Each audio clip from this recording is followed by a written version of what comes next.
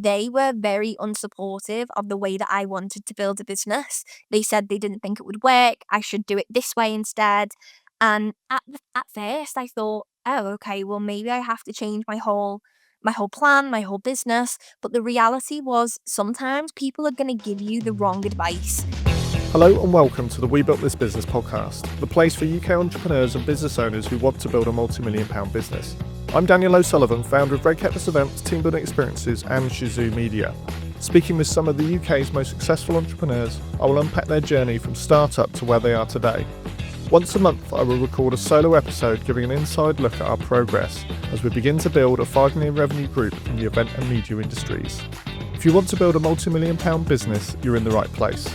In this episode, I'm speaking with Olivia Mae Hanlon, the founder of Girls in Marketing. I discuss with Olivia how she built her community to 500,000 people in only a few years, as well as the challenges she has faced along the way.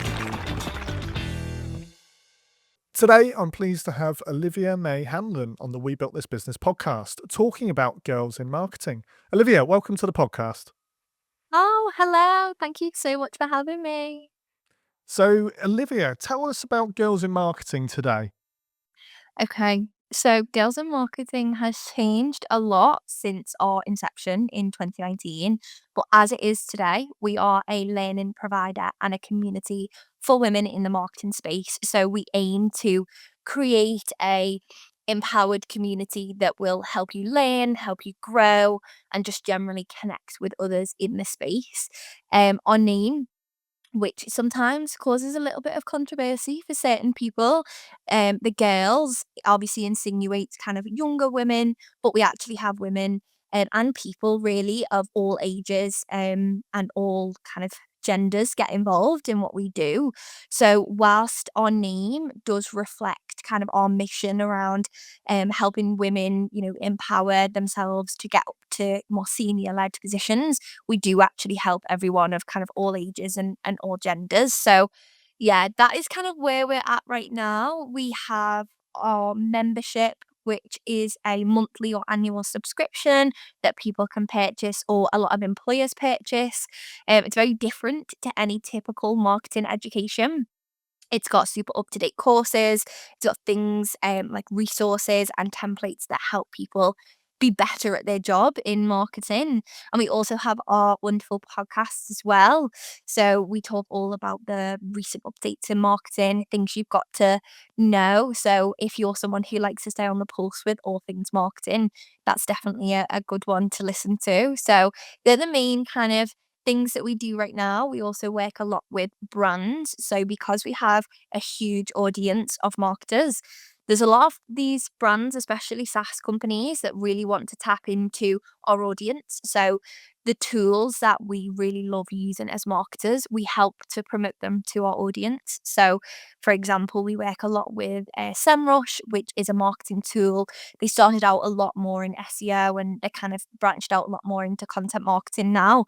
I used to use SEMrush years ago in my marketing job, and I've always been a huge advocate for them. And we now kind of work with them on a sponsorship kind of basis, and we promote SEMrush as a tool, and also all the different things that kind of surround SEMrush to our audience, which is amazing. But that is kind of where we're at right now. Things have changed a lot over the last few years, which I'm sure we'll kind of go into, but that is who we are at this moment in time.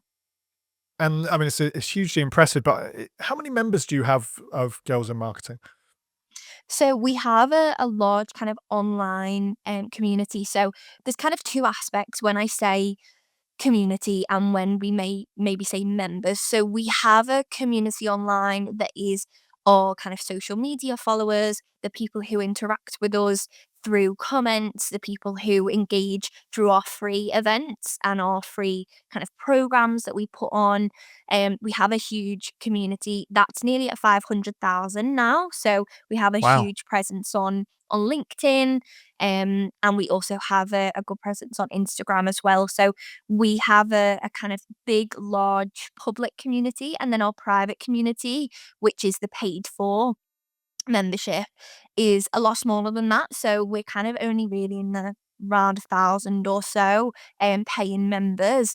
And then we also have teams of from brands, so in-house marketers that also pay as part of the membership as well. So they're not kind of classed as individual members. So we have a large community, and then we have kind of a smaller, more close-knit community that I would say I know more kind of personally, if that makes sense, Mhm. than the larger community. But yeah, we reach tons and tons of people. Yeah, 500,000 people overall is a very big number, especially since 2019. So let's go back to when you left university, Olivia. So what did you do for uni to start with? Okay. So I did psychology at university. So when I was in sixth form in college, I didn't really know what I wanted to do. I was quite set on being a teacher, which is really funny actually, because now I do a lot of marketing education. And so I'm not necessarily a teacher in a traditional sense, but I really love the idea of teaching, and it's kind of become something, if that makes sense. So Mhm. I'm not necessarily a teacher now, but it's for sure something that's integrated into my role within Girls in Marketing. So I did psychology at university. I absolutely loved it. But during my first year, I realized, unfortunately, there isn't really many jobs in psychology that are the typical sort of normal jobs. So, you can't really get an office job as a psychologist. There's very kind of few psychologists that, focus on different areas of psychology, and I loved it, but I just didn't think that there was going to be a career in it for me. So whilst I was at university, I was really lucky that my partner at the time was working for a web agency. He was a web developer, and he was amazing. He still Mm. is. He's now a software engineer and doing amazing things. But he introduced me to the world of writing. So I actually had a blog going back even younger. I had a blog when I was around 13 or 14. I used to write all about fashion and makeup and all the things that 13 or 14-year-olds would write about, totally irrelevant to anything in the world. And I absolutely loved it. And then when I was at university and I was kind of thinking about my career options, I didn't really know what I wanted to do. As I say, teaching was on the cards, but then you hear horror stories of people in teaching, and I wasn't really sure that I wanted to go into that.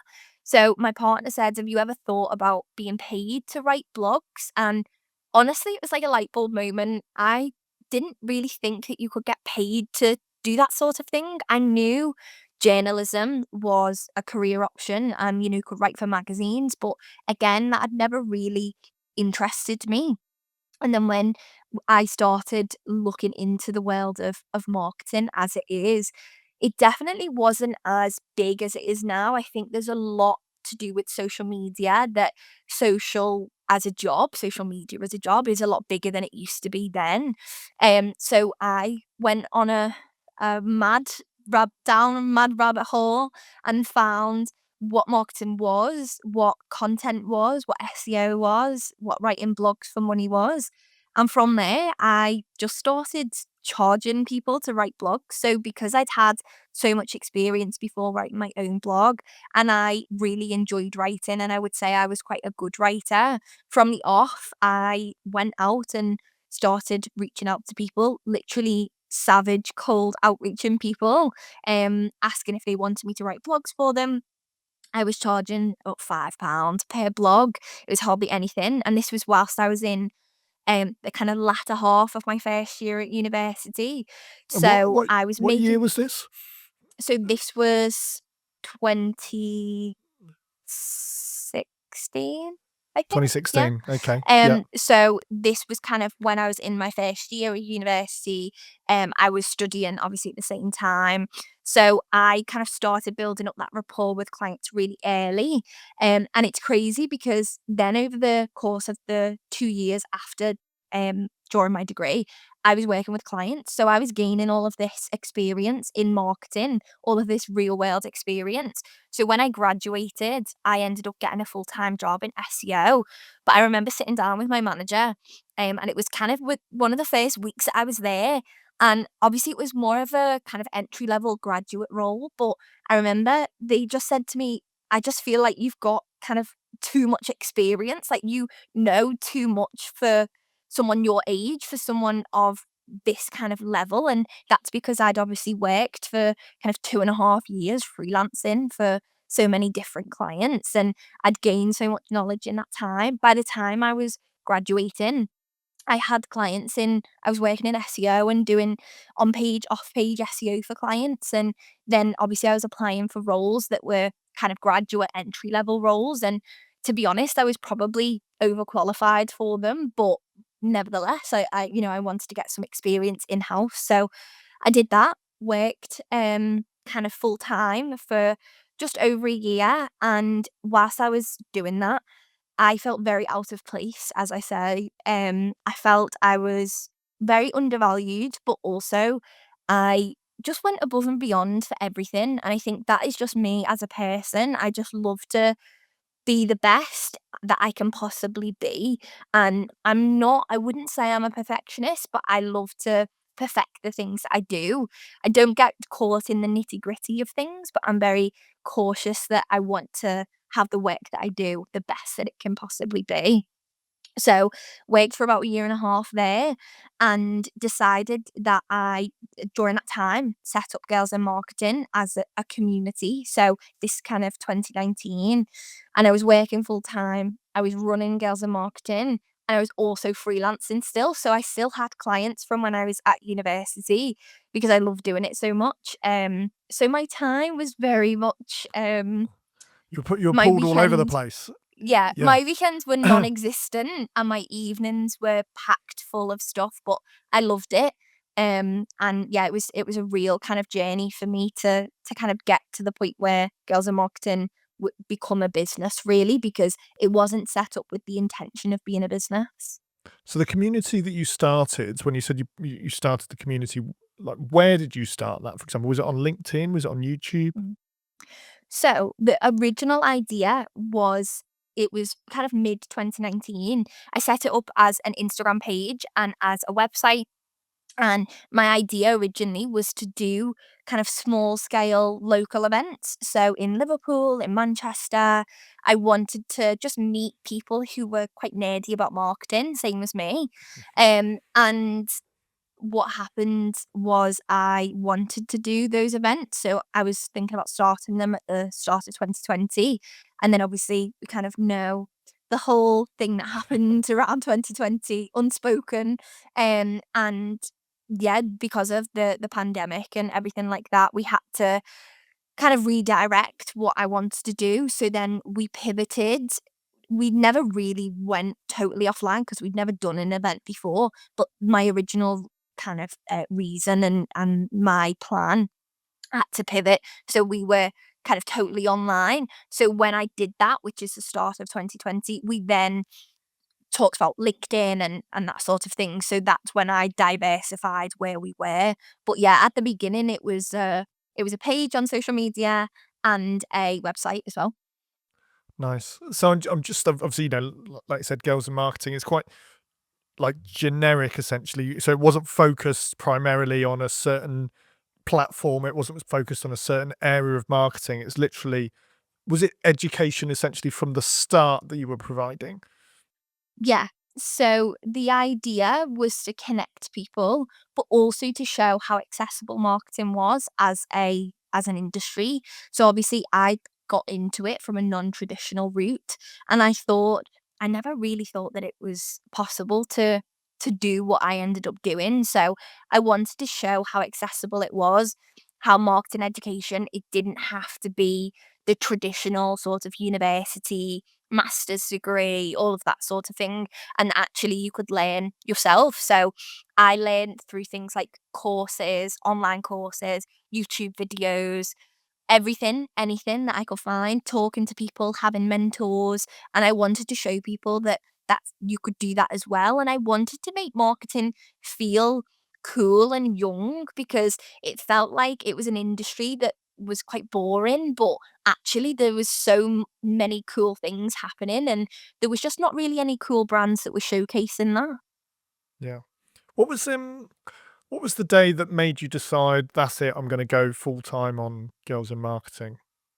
So there wasn't really a one day. I am what you call a calculated risk taker.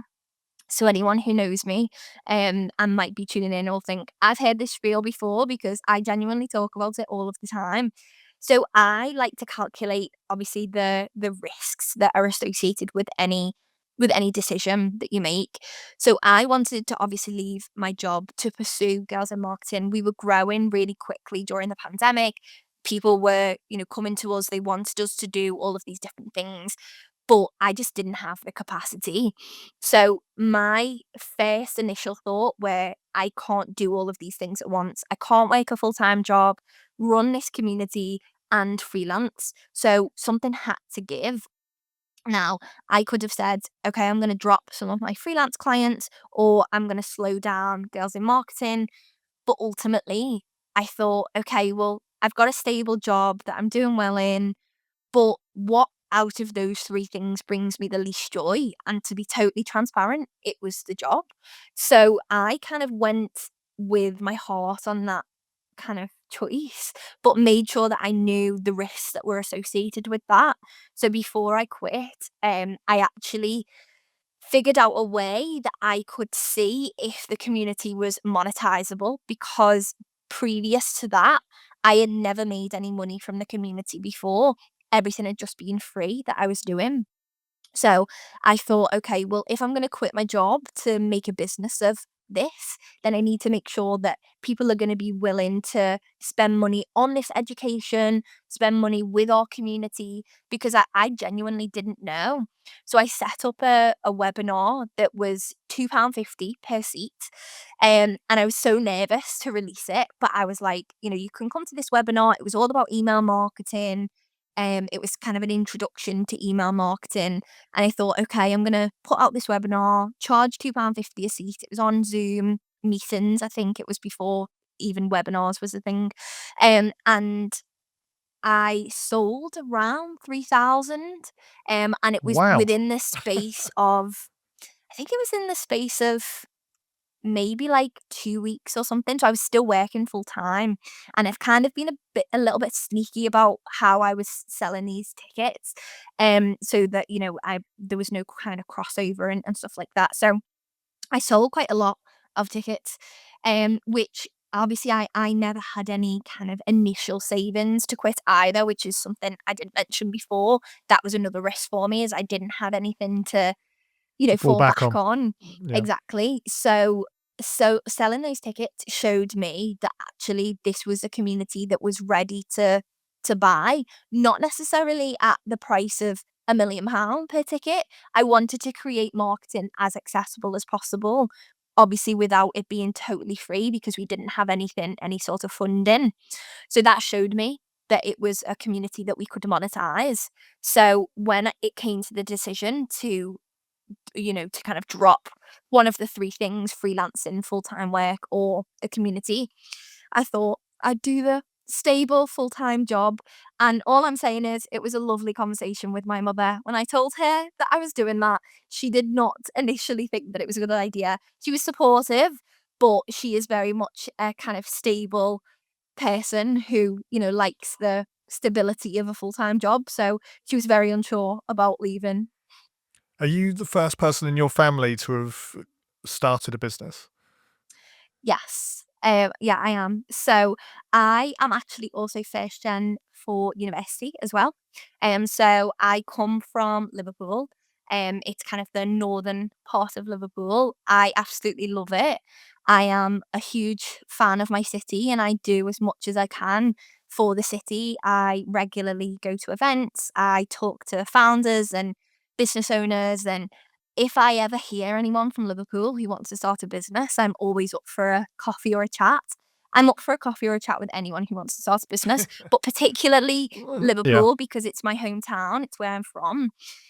So yeah, I am the first person in my family to have a business. My mum, she's amazing. She's had the same job for more or less her entire life since she was 16 when she left school. My dad, he is very career orientated, but he yeah, again, has just kind of stayed within the roles that he's worked. And my kind of stepdad is the same. I think I do come from a very hard working family. And I would say entrepreneurial in a way, but never in a way where they have obviously left and kind of started their own business. Mm. No, it's interesting. I'm similar. When we started, my dad was like, you do realize you got to pay yourself every month. I was like, yeah, I know. Like that's what I'm planning on doing. And it is that big step, especially when, like you say, you've got family members that haven't been down that road before, and you've got to go to them and say, look, this is what I'm doing. Obviously, they love you, they believe in you, but at the same time, they're like nervous for you because they don't want you to fail, essentially. So when you started the business, what was one of the biggest challenges that you kind of come across, essentially? I think it was knowing how to do business in total honesty, how to actually run and own a business is such a difficult thing because it's nothing like we're ever taught at university, at school, at college. You know, there are business courses, and granted, I never took any of those. So potentially, if you have done, a business degree, you might know a little bit more about running a business than someone who did a psychology degree. But I left, obviously, university, got a full time job, then decided that I was going to quit my job to make Girls in Marketing a business. And I'd never really had much business experience. I had my partner who actually is very entrepreneurial himself. He has his own business as well. And he very much has pushed me and encouraged me to do my own thing and to push and try all of these new things. So I did definitely learn a lot from him. But I think a big challenge was really knowing what to do and when to do it. So, one of the first challenges was, when do I outsource? How do I outsource? Do I get a freelancer, or do I bring someone on full time? Do I risk my business in the hands of someone entirely new? Do I set up payroll? Do I have to start paying VAT? Do I have to start paying PAYE? There's so many things. What sort of insurance do I need to have? And there are courses out there. They're probably a lot more accessible now, 6 years on from when I kind of started. But even so, when you're starting out, I'm sure people listening now that maybe are aspiring entrepreneurs think, they don't we don't want to spend a huge amount of money on, a business course. And you can, if you've got the cash, amazing. But if you're someone who's young, like myself, who doesn't really have much savings, can't afford to really invest in their business idea, then it is hard. And I think that that was one of the main barriers for me at the beginning, was really just understanding these things. So I lent a lot on finding mentors. So I went out and I talked to as many people as I could. I really put myself out there. I went to different events. I chatted to other entrepreneurs, and I just started to learn. And the kind of more I did it, the more I felt comfortable with the growth that kind of came with it. But for sure, initially, those barriers were, how and when do you actually do all of these things? Well, you suddenly look up and you check your to-do list, and you've got a million things that you should be doing, and you're like, well, which one and when and how, and literally all that information that you need. Suddenly, you're the only one that is able to provide it. And yeah, I think it is one of the biggest learning curves when you do, go out on your own. And I think these days you've got a lot of like podcasts, and obviously YouTube is very big now. I kind of found that books were really good at kind of bridging that gap when I first started, but that was because podcasts and the YouTube channels and all the free information that we get now wasn't quite so accessible. And it is just literally learning that initial stages of, how do I do payroll? How do I get customers? How do I keep customers? All these sorts of things suddenly come flying in. Um, I wanted to move on to the Forbes 30 under 30, Olivia. So, first of all, how did that come about? And tell us a little bit more about, obviously, the award. Okay. It was actually a really strange way that it come about. So, the way Forbes 30 Under 30 works is on a nomination process. So, you are nominated. You can be nominated by someone who's previously kind of been Forbes 30 Under 30, and then there's kind of a various other ways you can apply as well. So essentially, I got emailed from someone at the Forbes team to say that I'd been nominated. And to be completely honest, at first, I thought it was a scam.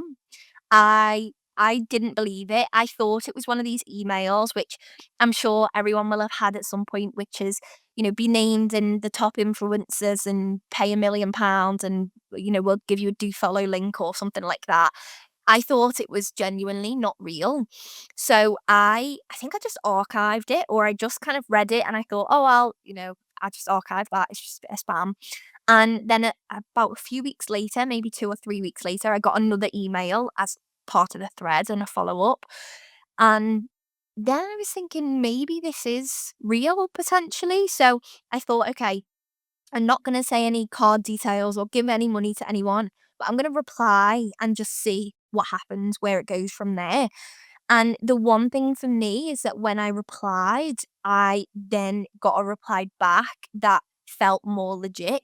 Now, I think the first I don't know if it was maybe me doubting myself or thinking, okay, well, is this even real? But I think the main thing at the beginning was because I was nominated, but I was thinking, I don't know who would nominate me who's previously been Forbes 30 Under 30.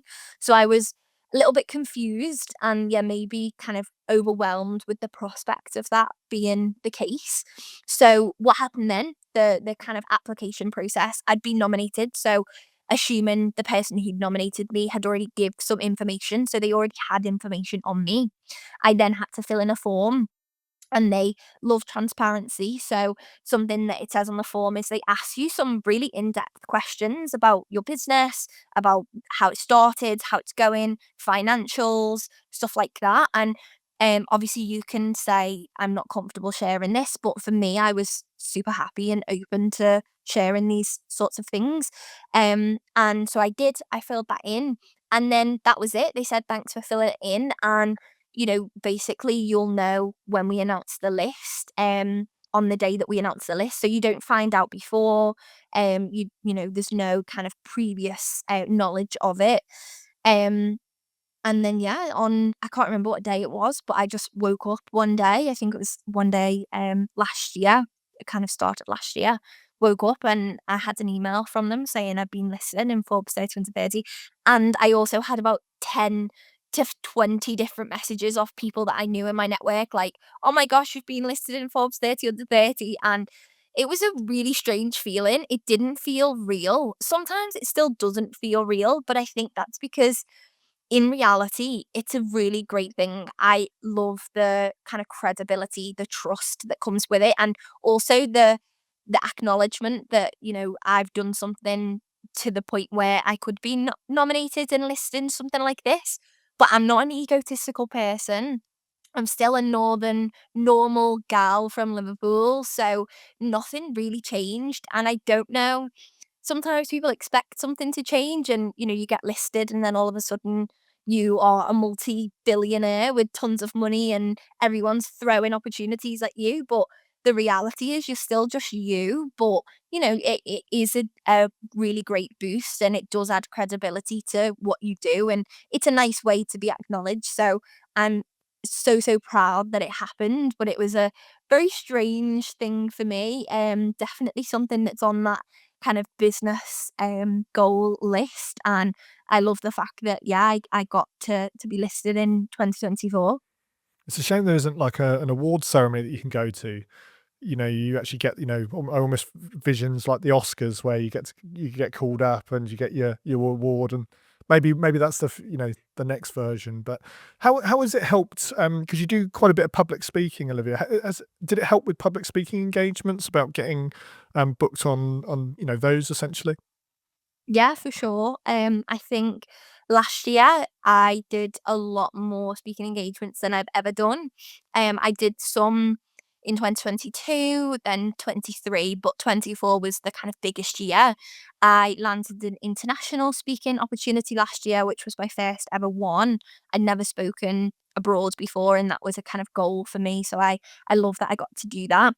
Um, I think the initial hype of Forbes 30 under 30 give me the opportunities, but I think you have to continue to make sure that you're putting yourself out there. So even though, you have that initial hype that people come to you with those opportunities, things do die down, after maybe another 30 under 30 list is announced, because every year, there's new people that are on it. So I think it's also about you as a person. If you are listed, or if you do have some sort of accolades or award, that you continue to push yourself out into the world and, try and get more opportunities. But I have absolutely loved doing speaking opportunities, and I do think that having that behind me has really helped in getting those.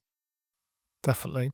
And obviously it helps with just that personal brand side of things. And your personal brand, for example, on LinkedIn, I know you've got, is it 70,000 followers on LinkedIn now? How have you built that up to that sort of level? Because that is a lot of people. Mhm. It has been, a journey, and to be honest, I didn't even know it was a journey until I'd say the last kind of 2 years. The first few years, it was very much just kind of building girls in marketing in public. I was just talking to people about the team that I was building, the business that I was building, and I put work into it, but I didn't put much strategy into it. And then the more I realized that actually, a personal brand can have an impact on the business, the more I've really tried and put myself out more, with that community. But I think for sure having that vision and mission that people relate to from a girls and marketing perspective has really helped. I love going to events, connecting with people. I love doing speaking opportunities. All of these things really help with growing your personal brand. Now, obviously, you can say you've got however many thousand followers on LinkedIn, but I really don't think that that is the be all end all with personal brand. I think going to in person events, speaking at places, doing other podcasts, creating your own podcast, all of these things are what makes up your personal brand as well. So I think that, yeah, it's definitely been a journey, and LinkedIn has just been kind of small part of that journey. Yeah, and obviously with LinkedIn, I think it's growing 10% a year at the moment, and I'm finding that more and more people are, well, if they're not on LinkedIn, they're not really taking advantage of all the opportunities that it now has, essentially. Whereas definitely 5 or 6 years ago, it wasn't the platform it is today. But if I go back to the girls in marketing community, so obviously we've spoken about the power of the community and getting to know people in that also love marketing and want to improve themselves essentially. But I wanted to find out a bit more about the educate part, so the courses that you do. How are these courses run? Are they done in person? Are they done virtually? And how does it all work from a learning perspective? Is it based just generally on marketing, or is it like social media specific platforms, etc.? So all of the courses are on our kind of online platform. So we have done in-person training before, and we will potentially do it again in future, but it is kind of a lot of work for us to have to go to a certain place, and it's not as accessible to everyone because, we have a huge community that's literally global, and if we only put on in-person training or events or courses, we could put it on somewhere like London, but also it's the capacity of the room. So, we've done training events for people kind of 30 to 50 people, and we've done in-person events for up to about 200 people. But, you can only get so many people in a room. So if you want to educate the masses, I would say online is the best place to do it. So we have our online learning platform where people can log in and they can access all of the courses. Now, the courses go into different areas of marketing, and they're tailored towards kind of junior and mid-level marketers. So people who are in the industry, they're working in the job, maybe they're in-house or the agency side. But essentially, these are people who are doing marketing every day and they want to upskill in different areas. So at the moment, we've just released a Maximize Your Marketing Funnel course, which is not area specific, but it's much more about how do you do top of funnel, middle of funnel, and bottom of funnel strategies. How do you actually create customers that are brand advocates? And that's more for the kind of mid level marketers who are more into the strategy side of things. But we also have more introduction beginner courses. So we've got an SEO course, which talks people through all of the elements of SEO, how they can build an SEO strategy. We also have the same for email marketing, social media, PPC, all of those sorts of things. But then what we've also started to do now is build out the courses that are more strategy led. So we also released a Empower Your Brand course, which was more focused on personal branding and employee generated content. So that was all about how you can create a strategy that's not just here's how you post on LinkedIn. It's how you can actually build your personal brand from a brand perspective and from an employer perspective as well, which was really great. So they're all accessible within our membership and within that platform. And then we also have external courses to the membership as well that people purchase individually. At the moment, we have two. One of them is a Laying the Foundations of Marketing and Career Success course. And then the other one is Advancing Your Marketing and Career Strategy. And they're essentially one is for aspiring and junior marketers, and then one is for more mid level senior marketers who want to advance in their career. But again, all of the resources are online. So people log in, they complete the courses at their own pace. We have lots of really cool practical templates in there. So the idea with these courses I have done so many courses, but the thing I always feel like I never come away from the courses with is practical elements. So things that you can go away and actually implement into your everyday. So that's something we pride ourselves with our courses is that people get access to templates that will help them do their job or help them do a strategy so they can go away knowing how to complete a full SEO strategy or a full email strategy if they really want, and they've got the templates to do that as well. So they're the kind of ways that we work. As I say, we have done in person before, but we just find the online works really well for our community since it is global. Yeah. I mean, I think education and marketing has never been so important because things are just moving so fast. You've got Instagram is constantly bringing out updates. TikTok almost got cancelled, what, just 2, 3 weeks ago. We've got, um, you've got so many different platforms that you should all be on, and it is very difficult to kind of keep up with all the changes. Do most of the people that are part of the community are they more there for the education part or the community part, would you say? Honestly, we've done surveys and it is a real mix. So I would like to love to be able to come on and say, oh yeah, it's all about the education or oh, it's all about the community. But actually, it's a real mix. And I think what's really nice is that people come for a certain reason, but they continue to stay with us for so many other reasons. So within the membership as well, marketers get access to one-to-one mentoring. So they can book slots with marketing experts to ask all of their different questions that they may have. So that is another huge perk for the members themselves is that they can speak to experts, especially because we have people who are sometimes like less experienced, so they want to have someone to brainstorm ideas with or to talk about their career to. And I always feel like there isn't anyone after you leave university or college or school and you go into the big wide world of work, the only people that you can ever really speak to work about that understand work are work. Whereas, if you have a supportive friend or partner, like that's great, but there isn't really anyone else to ever talk to about, for example, with us, it's marketing. So I wanted to make it as accessible as possible that people can talk to others that are maybe more experienced than them and ask their advice, their opinions, get their support, because mentoring has really helped me personally from a marketing and a business perspective. And I know how valuable it can be, but things like mentoring programs, mentoring schemes, they're great, but they're such a commitment for people. So having kind of bookable slots that people can drop in literally for 20 or 30 minutes, talk to someone, ask all of their questions, get some support and advice, and then leave.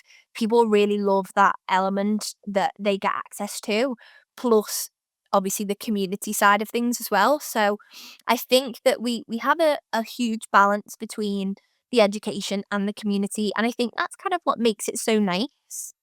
Yeah, and also meeting other people that are experiencing the same issues as you, or having that same, like you say, almost journey that they're going through. They're starting at junior and then they're moving to a more senior level, and they're going through those learning challenges around the strategies and how to basically improve in their job, isn't it, day to day?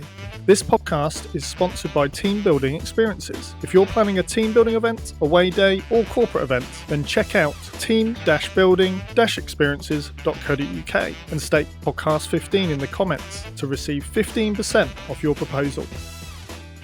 Girls on marketing, Olivia, tell me, what is the future? Do you have a grand plan of where you want to be in the next few years? I think if you'd have asked me that, maybe 2 years ago, I might have said we really want to do this, or we want to reach the moon and all of that sort of thing. I think right now we are just improving and doing what we do best. So we're really nailing down, we're really refining who we are, what we do. That for me is the future, is how do we create something that people love and continue to love. We really want to create more for those who are kind of mid-level and senior marketers, because as our community is growing older, our community is growing older as well. So the actual individual members, they're getting more experienced. Our people that maybe joined the community, followed us in 2019, are now 6 years into their career. They're no longer aspiring junior marketers. They are marketing managers, head of marketings. They're, potentially going up to even higher levels, director levels. So we are now thinking about how do we support people at every stage of their career. And it's a real learning curve. And I think that that's the beauty of the business is, I don't see people as customers. I don't see people as, okay, we get a purchase off them once or twice, or maybe they stay with us for a year and that's it. Whether they're a paying customer or they're not, they're part of our community, they're part of our movement.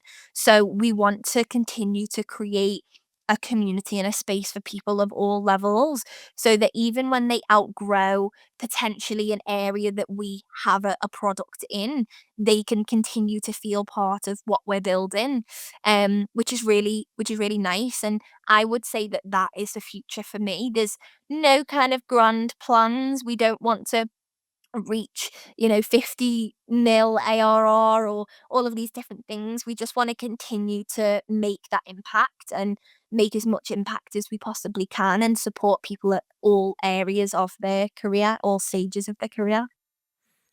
And are you looking to grow also internationally potentially, or is the majority of your community based UK, I'm assuming?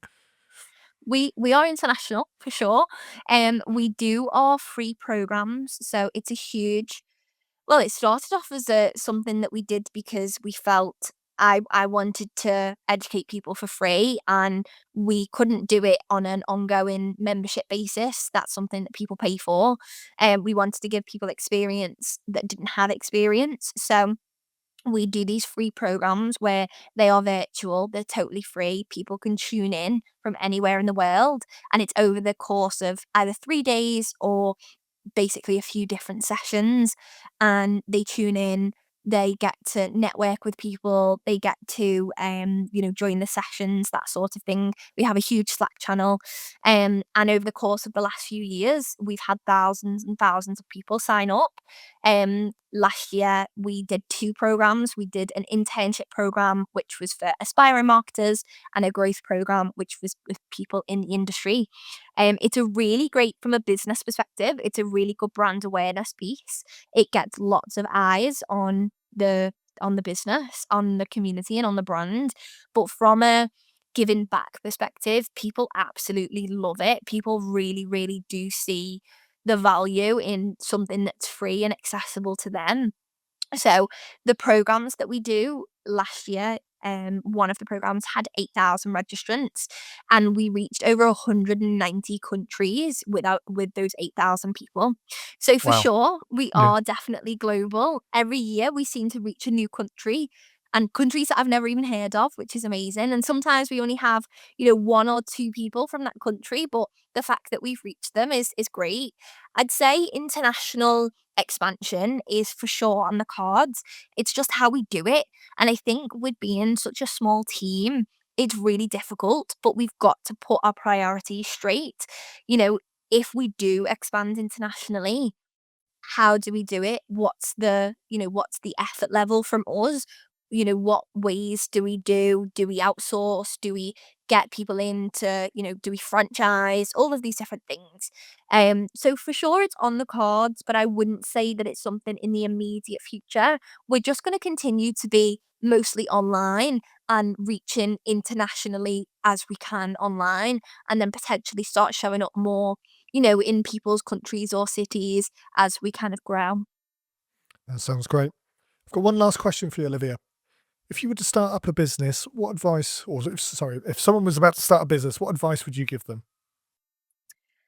Honestly, I would just say be a sponge, soak up as much information as you possibly can, but take everything with a pinch of salt. Just because someone says this is how you should do it, you don't have to do it that way. I had a business mentor when I was just beginning. As I said earlier on in the podcast, I really had no idea what I was doing. And I used to absorb as much information as I possibly could, but I also used to take it as gospel. I used to really say, okay, well, this person said I must do it this way. I must do it this way. And I had a business mentor who referred me to someone else, and I went and chatted with this person, and they were very unsupportive of the way that I wanted to build a business. They said they didn't think it would work. I should do it this way instead. And at first I thought, oh, okay, well, maybe I have to change my whole plan, my whole business. But the reality was sometimes people are going to give you the wrong advice, and they're not going to give you advice that you like or that really supports what you want to do. So you don't have to listen to it. So as much as I would advise people, go out there, soak up as much information, speak to as many people as you can, you don't have to listen to everyone. I would say pick and choose who you listen to. Sometimes people are going to tell you things that are hard truths, and you do have to listen to that. And I'm not saying, oh, only listen to the good stuff. Still listen to the bad stuff. Still listen to everything anyone's saying, but don't always take it as gospel. Don't always say, okay, well, I'm going to change my entire business model just because one person said something to me. Really think about how it impacts what you're doing. And I would say, make sure you go at it from that angle. The more you are a sponge, the more you're going to learn, and the better that you're going to be at growing your business as well. That's great advice. And yeah, there's a lot of advice out there, and if especially if that person isn't an expert potentially in that field, they don't know what they don't know, and they're just they're just there to be listened to, but you don't have to always act on. So it's very good. Olivia, how can people find out more about yourself and obviously Girls in Marketing as well? So I think the best place to find us, which will come as a surprise, is probably on social media. So feel free to follow me on LinkedIn. My name is Olivia Mae Hanlon. I do tons of stuff on there, as you say, tons of content, which is great. Also, just online, Girls in Marketing, on most channels, Instagram, LinkedIn, TikTok, all of these great things. We're doing a lot more on TikTok at the moment. We're focusing more on myself and my founder journey. So if you're interested in that behind the scenes, then that's a great place to find us as well. And we also have our website, which is girlsinmarketing.com. Again, a great place to come and find us. And I have my own personal website, which is oliviahanlon.com. So if anyone's interested in getting in touch and talking more about business or generally talking about podcasting or anything anyone wants to talk about, you can find me on there. Lovely. Well, Olivia, thank you very much for coming on the We Built This Business podcast today. Thank you so much for having me. It's been a pleasure. So, guys, if you enjoyed this podcast, if you could do one thing for me, if you could like, follow, and subscribe on the channel on your podcast listening app, it enables us to grow the show. Thank you.